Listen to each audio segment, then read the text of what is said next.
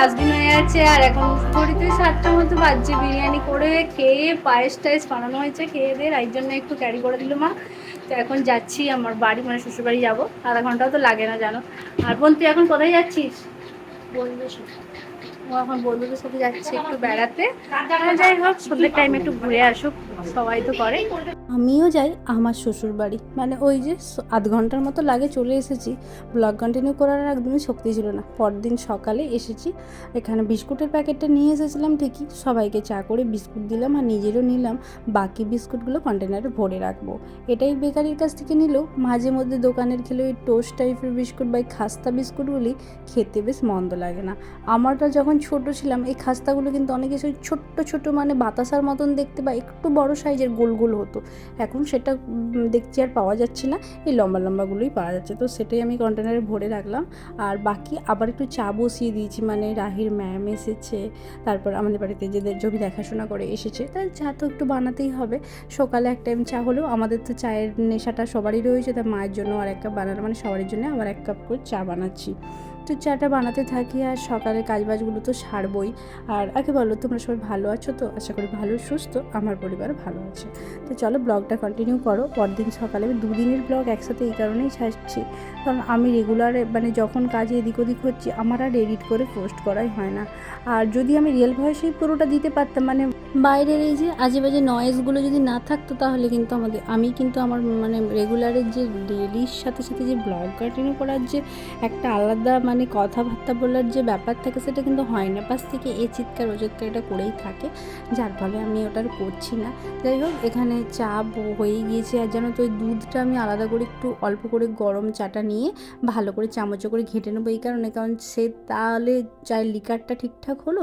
তারপরে এই পুরোটা যখন আর একটু ফুটে কষা লিকারটা হয়ে গেল, তারপর কাপ ভর্তি করে নিলাম। এটা কিন্তু চায়ের টেস্টটাও বেশ ভালোই লাগে। আর দুধটাও পুরো ওই ছানা কাটা ব্যাপারটা বা চায়ের সাথে নষ্ট হয়ে যায় না। তো যাই হোক, চলো চাগুলো ওই যে করে নিয়েছি, দিয়ে এবার সবাইকে দিতে থাকি। আর রাহির মামকে ভাবলাম বিস্কুটটা দিয়ে বললাম চাটা খেতে দিই, আর রাহিকেও একটু খাওয়ানো হয় না, কিছুই খাওয়াবো ওকে। তো সাথে থাকো তোমরা।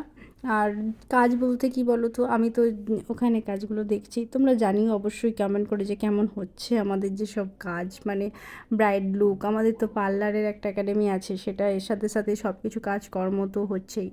তোমরা অবশ্যই জানিও কেমন লাগে তোমাদের কাজগুলো।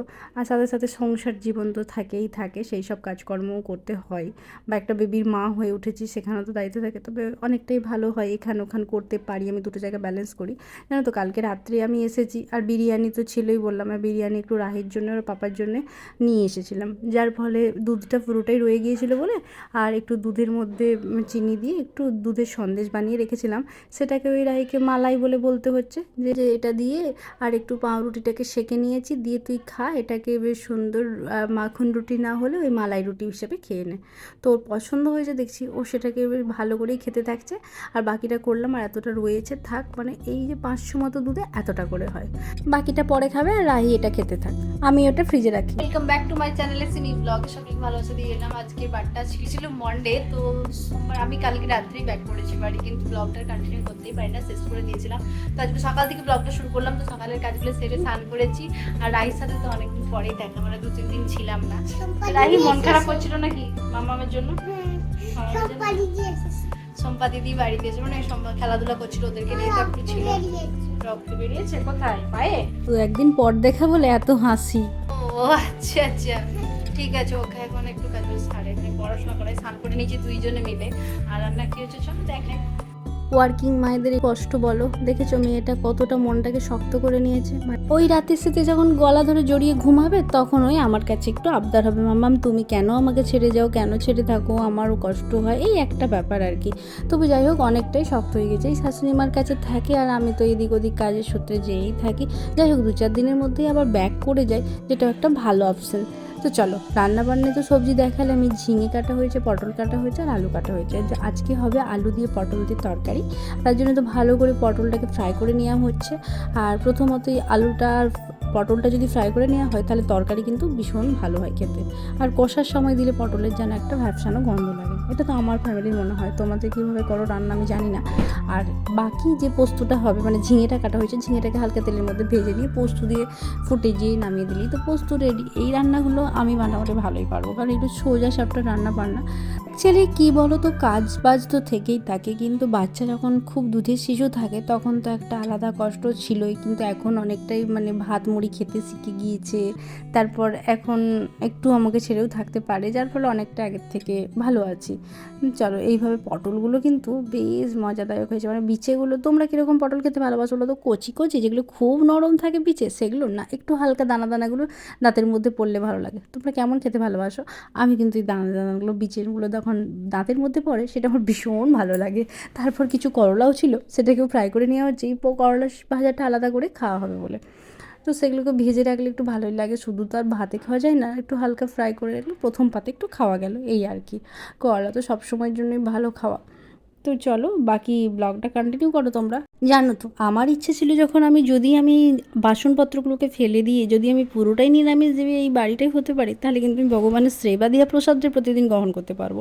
কিন্তু এখনও পর্যন্ত সেইটা তো হয়ে ওঠে না। মানে আমি এখান ওখান যাই, আর আমার কর্মটাই যেহেতু বিয়েবাড়ির সূত্র ধরে খাওয়া তো হয়েই থাকে। যে আমিষ মানে পেঁয়াজ রসুনটা তো ঠেকাঠেকি তরকারি বলো, তারপর মাছ মাংস, এটা তো হয়েই থাকে। যার জন্য এই বাড়িতে আমাদের মানে শাশুড়ি মা তো মাছ ডিম মাংস এগুলো খাই না, আবার রসুন পেঁয়াজেও রান্নাটা হয় না। প্রতিদিনই তোমরা দেখো যে নিরামিষ খাবার দাবারই হয়ে থাকে, কিন্তু ঘরোয়াভাবে আমরা ভালোই খাওয়া দাওয়া করি।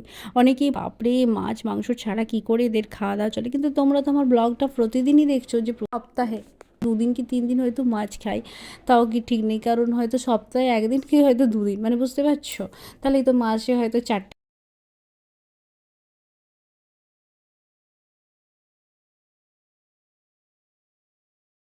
এখন একদমই আর কপি টপির থেকে পটল ঝিঙে চিচিঙ্গে এই সবজিগুলো একটু ভালো লাগে, কোচ বেগুন ঢ্যাঁড়স এই সবজিগুলোই গ্রীষ্মের সময় ভালো লাগে। আমরা তো এখন এই সবজিগুলোই খাই। ঘড়িতে 5টা মতো বাজছে, বিকেলবেলা বেরিয়েছে একটু ঘুরতে, খেয়ে নিয়েছিলাম, ভাত খেয়ে শুয়েছিলাম। আর এই যে কি খাবি এখন সবাই মিলে? নিমকি ভাজা খাবো, তো চলো বাইরে যাই। বৃষ্টি হওয়ার কারণে পুকুরে প্রচুর জল বেড়ে গিয়েছে, বাদাম গাছের এই পরিণতি। চলো সবাই মিলে এখন খাওয়া দাওয়া করবো, কারণ এই যে নিমকি নিয়ে এসেছে, আর বিকেলের টাইমে বসে বসে একটু খেতে খেতে সময়টা কাটাই। নে শুরু কর, সবাই মিলে খা, ভাগ কর, প্রায় বসো। এই হচ্ছে নিমকি ভাজার অবস্থা, এই হচ্ছে। আমি বেসিক্যালি খাই না, সকলকে একটু ভাগ করে দিয়ে 2-4টে খেয়ে এলাম। আর সন্ধ্যেবেলা এই যে সন্ধ্যে দেখানোর পর আমি আর শাশুড়িমা নিয়ে বসেছি মুড়ি। এটা নারকেল, টমেটো, সরষা, কাঁচা লঙ্কা সব কিছু দিয়ে ঝালমুড়ি বানিয়ে সন্ধ্যের টাইমে অল্প করে আম তেল দিয়ে একটু খাওয়া দাওয়া করবো। তো কমপ্লিট হয়ে গেছে, এখন ঘড়িতে 10টা মতো বাজছে।